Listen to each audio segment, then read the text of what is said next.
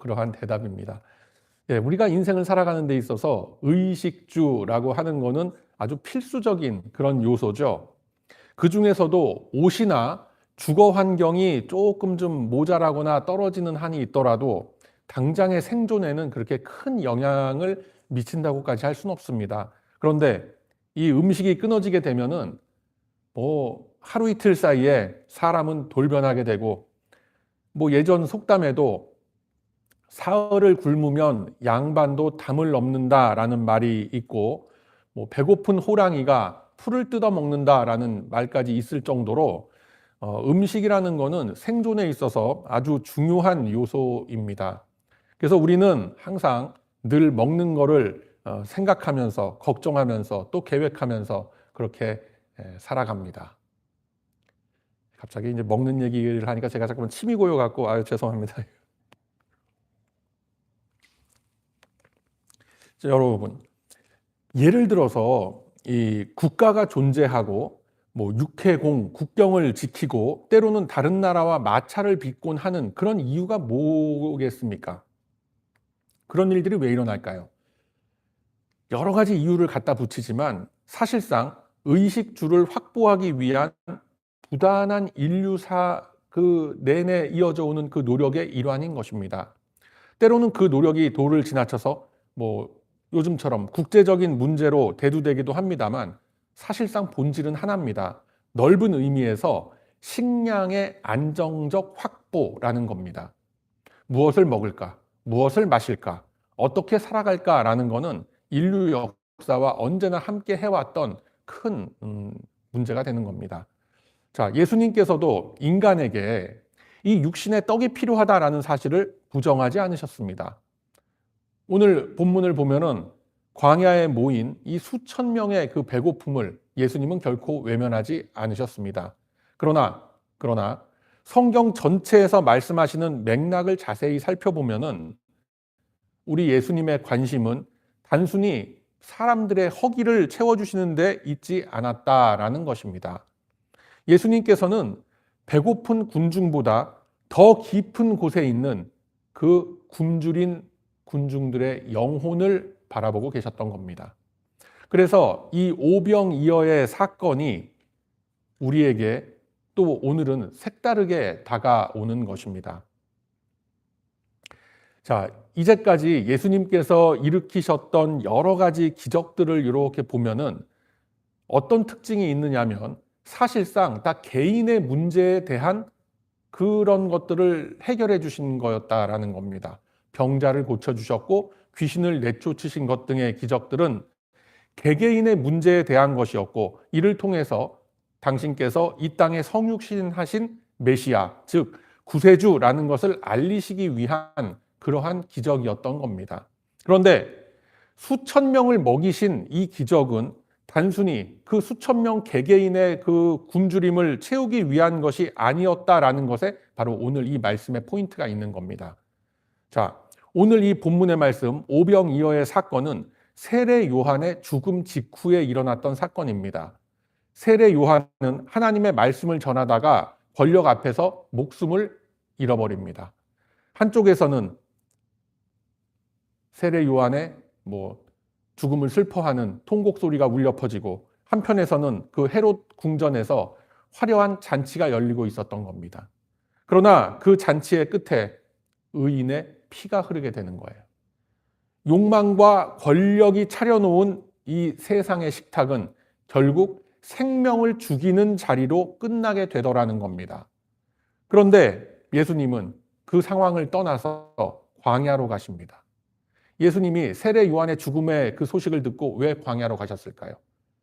야, 이거 헤로드 왕이 나까지 잡으려고 사람 보내겠구나. 무서워서 도망간 걸까요? 아니죠. 여러분, 광야라는 곳은 성경에 보면은 하나님께서 자기 백성을 만나셨던 장소가 광야입니다. 이스라엘 백성들은 광야에 나갔을 때 아무것도 의지할 것이 없었습니다. 먹을 것도 없고 마실 물도 없었습니다. 그때 하나님께서는 하늘에서 만나를 내려주셨습니다.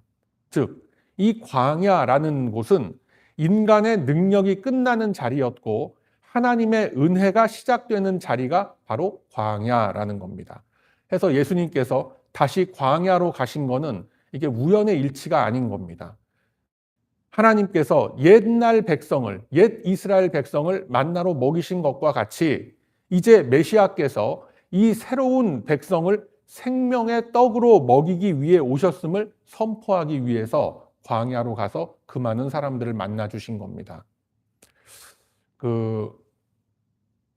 제가 가끔씩 좀 마음이 좀 이렇게 지치거나 그렇게 할 때 드라이브를 갈 때가 있습니다. 아침부터 이렇게 쭉 나서서 이렇게 좀 늦은 시간까지 이렇게 쭉 차를 타고 이제 여기저기를 다니다가 오는데, 팜스프링 방면으로 가서 그 인디오라는 지역 아시죠?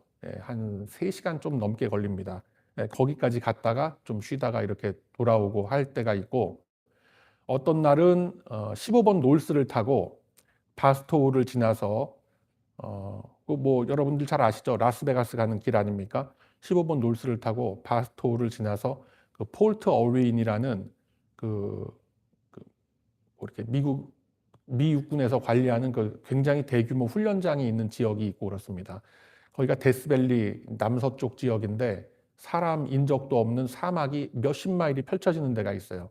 거기서 이제 쭉 펼쳐져 있는 그런 광야가 있는데, 그런 광야를 제가 이렇게 보면서 예수님의 그 광야에서의 시험 받으셨던 것과 또 예수님께서 이 오병이어의 기적을 일으키셨던 이런 모습들, 그리고 이스라엘이 40년을 뺑뺑이 돌았던 그 광야, 그걸 이렇게 묵상을 하면서 제가 참 많은 생각에 젖고 또 은혜를 받고 이렇게 돌아오는 그런 때가 좀 가끔 있습니다. 그러니까 여러분들 이 성경 말씀을 보다 보면은 광야라는 말들이 많이 나오는데, 몇 번쯤 한번 그렇게 가보셔도 괜찮을 거예요. 아니, 그 사막 한복판에 볼 게 뭐 있다고 거기를 가? 보러 가는 게 아니에요. 영의 눈으로 느끼러 가는 거예요. 예수님을 느끼러. 성지순례가 부러운 게 아니라 거기를 가면 예수님을 만날 수 있어요. 그 광야 한복판에서 30분, 1시간이 돼도 차 한 대 안 지나다니는 그 길에 서서 한번 여러분 그 모래바람 날리는 그 자갈밭에 한번 이렇게 거닐면서 한번 예수님을 묵상해 보시기를 바랍니다. 큰 은혜가 있을 줄로 믿습니다. 그래서 여러분, 이 큰 무리가 예수님을 따라다녔습니다. 그들이 왜 따라왔을까요? 병든 몸을 고치기 위해서 왔고 또 예수님의 말씀을 듣기 위해서 온 겁니다. 구름대같이 많은 이들이 모여들었고, 그러던 중에 날이 저물자 제자들이 예수님께 모인 이 무리들을 다 이제 귀가시키자고 이렇게 얘기를 합니다. 어떻습니까? 매우 현실적이고 합리적인 조치가 되는 거예요. 먹을 것도 없고 먹을 것을 조달할 수 있는 시장이나 마을도 멀리 떨어져 있습니다. 게다가 그 많은 군중들을 먹일 수 있는 돈도 없습니다. 제자들의 생각과 제자들의 계산이라는 것은 결코 틀린 거 아닙니다. 그러나 여러분, 믿음이라는 것은 언제나 인간의 계산이 끝나는 그 자리에서 시작되는 겁니다. 예수님이 말씀하시죠. 갈 것 없다. 너희가 먹을 것을 주어라. 이 말씀은 제자들에게 너희들에게 내가 주는 그 능력을 과시하라라는 말씀이 아니에요. 너희들이 지금 누구랑 같이 있는데 그것을 잊어버리고 아직도 나의 존재를 믿지 못하는구나 라는 안타까운 말씀인 겁니다. 제자들의 눈앞에는 떡 5덩어리와 물고기 2마리밖에는 보이지 않았습니다. 그러나 예수님의 눈에는 하늘 아버지의 그 풍성함이 보이셨던 거예요. 우리들이나 그 당시 제자들이나 어떻습니까? 항상 우리는 손에 있는 거를 계산을 합니다. 그러나 주님은 그 손을 붙들고 계신 하나님 아버지를 바라보는 거예요. 본문은 오병이어가 얼마나 적은지 사실상 무에서 유를 만들어내신 예수님의 능력을 강조하려고 하는 것이 아닙니다. 그 작은 것이, 그 보잘것없는 떡 5개, 물고기 2마리가 누구의 손에 들려 있는가라는 것을 보게 하는 겁니다. 예수님은 그 떡을 들고 축사하셨고 떼셨고 나누어 주셨습니다. 광야에서 만나를 주셨던 하나님께서 이제는 당신의 아들을 통해서 참된 생명의 양식을 준비하고 계신 것입니다. 여러분, 광야에서 이스라엘이 받았던 그 만나는 하루를 생존하게 했습니다. 다음 날이면 다시 배가 고파지는 겁니다. 그러나 예수님께서는 장차 자신의 몸을 내어주시면서 영원히 배고프지 않을 생명의 떡이 되실 것이다 라고 하시는 거예요. 그래서 이 오병이어 기적의 사건은 십자가를 향하여 걸어가고 계신 예수님의 발걸음을 미리 보여주고 있는 표적이 되는 것입니다. 예수님은 떡을 나눠주는 것에서 끝나지 않습니다. 바로 친히 그 떡이 되어 주신 분이십니다. 그래서 이 기적은 단순히 5천 명, 수만 명의 배고픈 사람들을 먹인 그 기적의 사건이 아니라 새로운 언약의 공동체가 태어난 사건이 되는 거예요. 광야에서 이스라엘이 만나를 먹으면서 언약의 백성으로 살아갔던 것처럼 이제 우리 성도들은 예수 그리스도를 생명의 떡으로 받아들이면서 살아가는 새로운 하나님의 백성으로 모이게 된 것입니다. 그리고 그걸 가리켜서 우리는 교회라고 하는 거예요. 다시 말해서 광야에서 하나님은 그 이스라엘을 옛 교회죠. 그러니까 옛 이스라엘을 하나된 백성으로 만들어 주셨더랬습니다. 강대국 애굽에서 그렇게 저렇게 살아갈 당시에는 어땠습니까? 이스라엘 사람들 노예의 신분이었습니다. 그러나 그 거친 광야로 이제 아무것도 없는, 애굽에 비하면 정말 너무나 초라하고 보잘것없고 아무것도 가질 것 없는 광야로 나오면서부터 그들은 언약 백성이 된 것입니다. 그러면 무엇이 그들을 하나된 언약 백성으로 묶었습니까? 무엇이 모티브가 돼서 그들을 하나로 묶은 거예요, 광야에서? 같은 언어를 사용해서요? 아니죠. 같은 문화여서요? 아니죠. 온갖 잡족속들이 다 모여서 유대인 안으로 들어왔던 거예요. 그들을 하나된 민족으로, 하나된 공동체로 묶을 수 있었던 것은 그 당시에 하늘에서 내려온 만나였습니다. 그들은 모두 같은 그 만나, 그 양식을 먹고 살았던 겁니다. 같은 하나님을 의지했으며 같은 말씀을 받았고 같은 은혜로 살았습니다. 남녀노소 지위고하를 막론하고 똑같은 만나와 메추리를 먹으면서 광야의 생활을 버텨낸 겁니다. 우리 지난주에 한번 예배 시간에 찬송했죠. 한 성경 읽고 한 믿음으로 하나된 교회를 섬긴다. 그 찬송 우리 같이 하지 않았습니까? 그 생활을 한 거예요, 지금. 누가 더 먹고 덜 먹고 몰래 어디다 꼬부쳐 놓고 꿍쳐두고 할 수 있는 그런 환경과 처지가 아니었던 겁니다. 그렇게 광야는 언약 공동체가 탄생한 장소가 된 것입니다. 그리고 이제 예수님께서 다시 이 광야에 서 계십니다. 이것은 단순한 장소의 선택이 아닙니다. 예수님께서는 광야에서 새로운 이스라엘을, 새로운 언약 공동체를 다시 빚어가고 계신 것입니다. 그래서 이 교회는 사람들의 이해관계로서 묶여있는 공동체가 아닌 겁니다. 교회는 같은 생명의 떡을 먹는 공동체입니다. 같은 십자가 아래 모여있는 공동체입니다. 그리고 같은 은혜를 먹고 살아가는 공동체가 되는 거예요. 그렇기 때문에 교회의 중심에는 언제나 우리 예수 그리스도께서 계셔야 되는 겁니다. 프로그램도 아니고 건물도 아니고 사람의 능력이나 자랑, 공로 이런 거 아닙니다. 생명의 떡이신 그리스도가 교회의 중심인 것입니다. 그분이 그리스도께서 이 모인 자들 속에 계실 때 바로 이 모임이 교회가 되는 것입니다. 본문은 마지막으로 12광주리를 남겼다라고 했습니다. 왜 하필 12광주리였을까요? 이스라엘의 12지파를 상징을 하죠. 육신을 입으시고 이 땅에 친히 내려오신 메시아께서 새로운 이스라엘, 새로운 언약 공동체를 먹이셨다라는 선언인 것입니다. 그리고 동시에 하나님의 은혜는 결코 부족함이 없다라는 선언이 되는 겁니다. 하나님께서는 언제나 필요한 만큼만 부어주시는 분이 아니라 넘치도록 채우시는 분입니다. 그래서 남은 12광주리는 하나님의 나라 속에는, 나라 안에는 결핍보다 풍성함이 더 크다라는 사실을 우리에게 보여주고 있는 것입니다. 여러분, 오늘날 우리도 광야를 살아갑니다. 특히나 이 이민자들의 삶을 보면은 광야에서의 삶과 다를 바가 하나도 없지요. 내일을 장담할 수 없고 늘 무엇인가를 걱정하면서 불안감에 젖어서 살아갑니다. 그래서 우리는 자꾸만 눈에 보이는 떡을 붙잡으려고 하는 거예요. 더 많은 것을 가지면 내가 안전할 것 같고 내 미래가 보장될 것 같고 더 많이 쌓아두면 평안할 것 같이 생각합니다.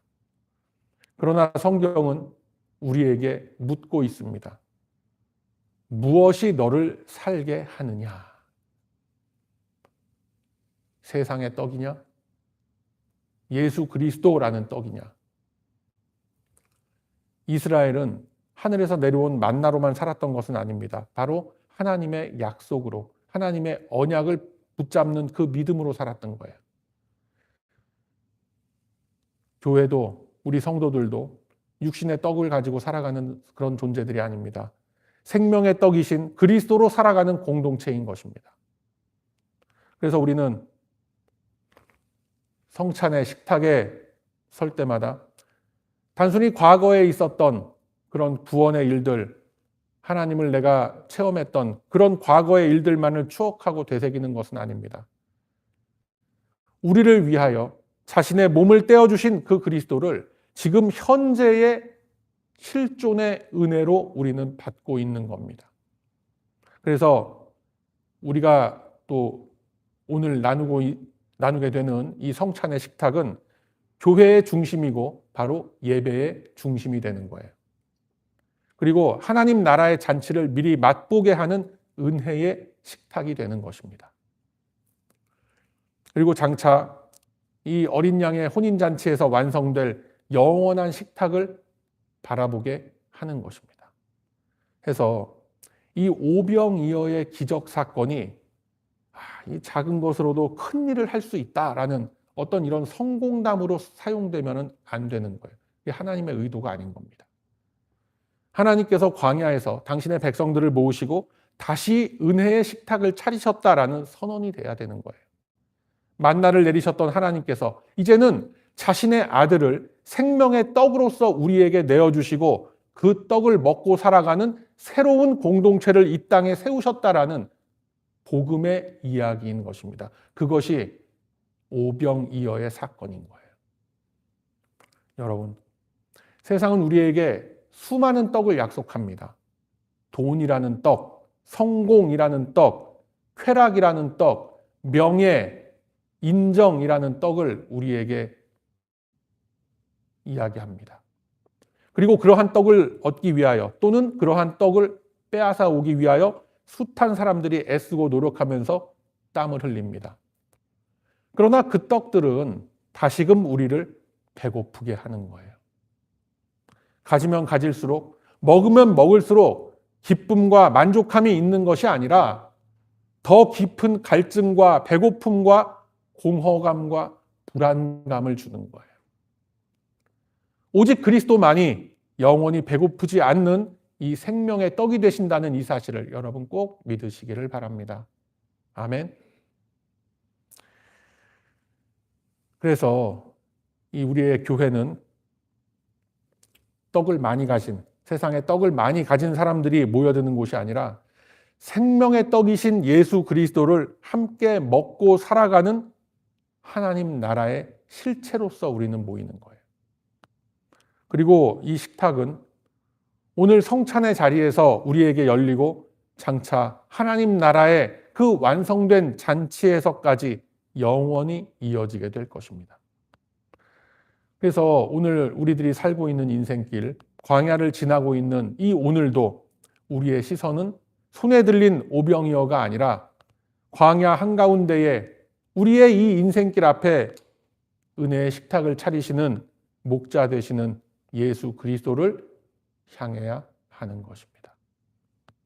왜냐하면 그분만이 우리의 생명이 되시고 우리의 떡이 되시고 우리를 영원한 하나님 나라의 잔치로 인도하시는 참된 주님이 되시기 때문에 그렇습니다.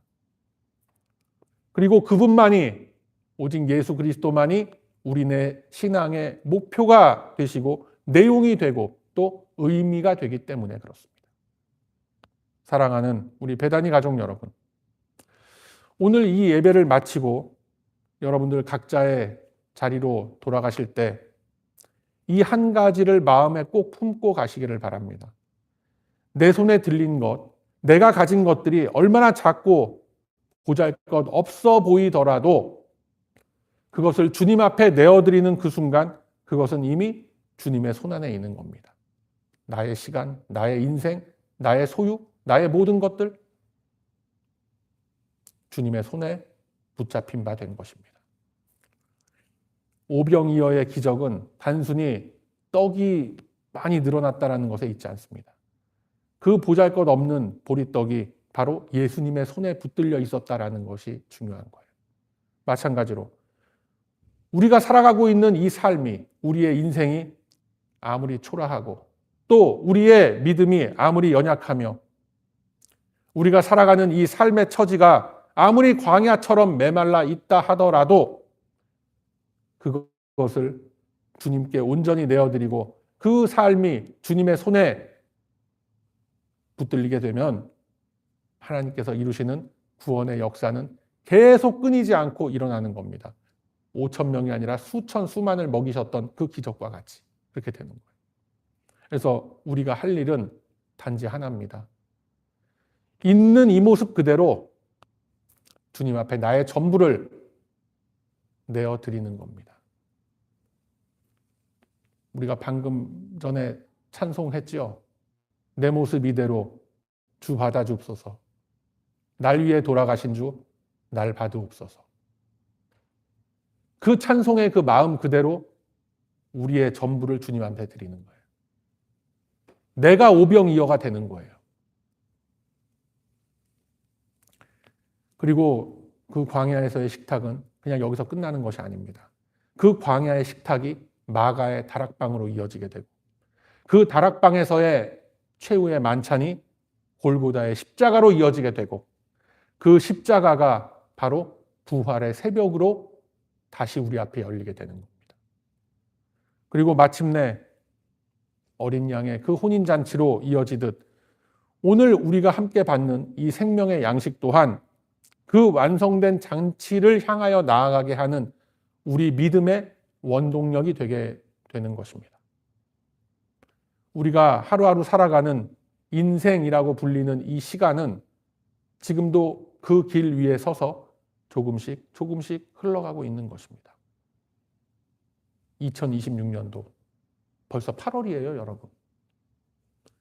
아직 광야 한복판이지만 식탁은 이미 차려져 있습니다. 목자 되신 우리 예수님께서 우리 앞에 서 계신 거예요. 그분이 우리의 생명이시고 우리의 떡이시며 우리를 끝까지 인도하시는 선한 목자가 되시는 겁니다. 그래서 이 은혜 안에서 담대하게 이 인생의 광야를 걸어 나아가는 우리 복된 베다니 가족들이 다 되시기를 소망합니다. 보잘것없는 보리떡 5개와 물고기 2마리 같은 이 우리들의 살아가는 모습이지만 주님의 손에 붙들려 있노라는 그 강한 믿음을 가지고 나아갈 때 주님께서 친히 이루어 가시는 그 은혜의 역사는 우리네 인생 속에서 끊이지 않고 이어져 나아가게 될 것입니다. 그래서 이 말씀을 깊이 품고 저와 여러분의 이 인생길에 한번 대입해 보시기 바랍니다. 언젠가 깨닫게 될 겁니다.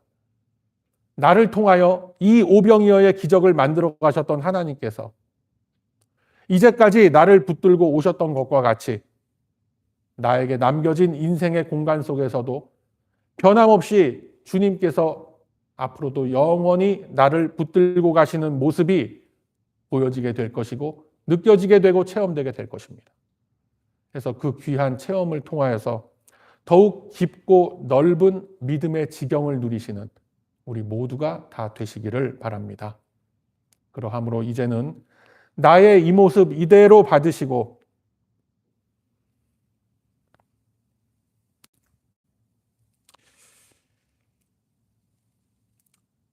참 우리의 이 초라한 이 모습 이대로 들어서 우리 인생 속에 오병이어의 그 기적을 이루어 가시는 주님만을 청종하며 그 은혜 속에서 살아가는 저와 여러분의 거룩한 인생길이 다 되시길 이 아침에 주님의 이름으로 축원드립니다. 아멘. 자비로우신